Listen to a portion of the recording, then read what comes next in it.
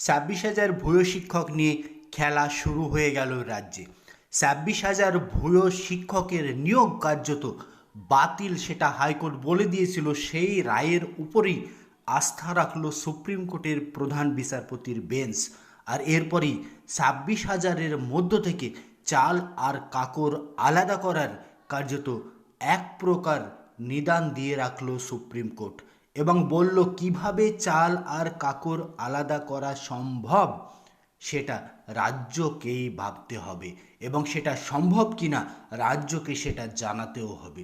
তারপরে রাজ্যের আইনজীবী সুপ্রিম কোর্টে বললেন চাল আর কাকর বাছা সম্ভব, কিন্তু সুপ্রিম কোর্টের প্রধান বিচারপতিদের যে পর্যবেক্ষণ, সেই পর্যবেক্ষণ অনুযায়ী সুস্পষ্ট, অর্থাৎ একজন চাকরি প্রার্থীর সম্পূর্ণ তথ্য উদ্ধার করা না গেলে চাল আর কাকর আলাদা করা সম্ভব নয়। অর্থাৎ মেটা ডেটা, যেটা সুপ্রিম কোর্ট বলতে চেয়েছে যে ওই শিক্ষকের ওএমআর শিটের মার্কসের মূল উৎস খুঁজে বের করতে হবে।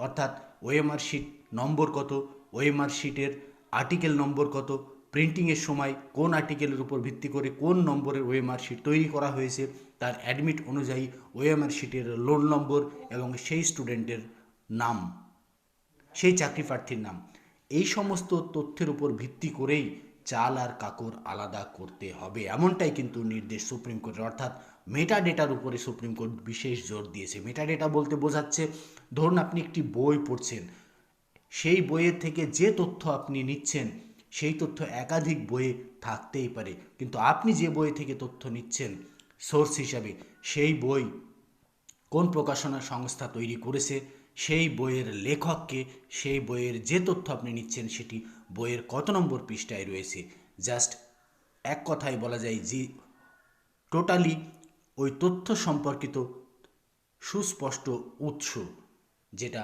মেটা ডেটা বলা হয়।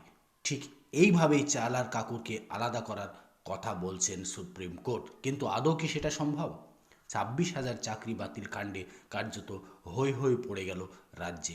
গতকালকের পর থেকে রাজ্যে কার্যত মানুষের মুখে মুখে একই কথা, 26,000-এর মধ্যে 5,000 অবৈধ আর বাকি 21,000 যদি বৈধ থাকে, তাহলে অবৈধদের জন্য বৈধদেরও কার্যত শিরে সংক্রান্তি, এবং এর জন্য সম্পূর্ণভাবেই দায়ী রাজ্য সরকারের স্কুল এডুকেশন ডিপার্টমেন্টের তৎকালীন এবং বর্তমান কর্তা ব্যক্তিরা।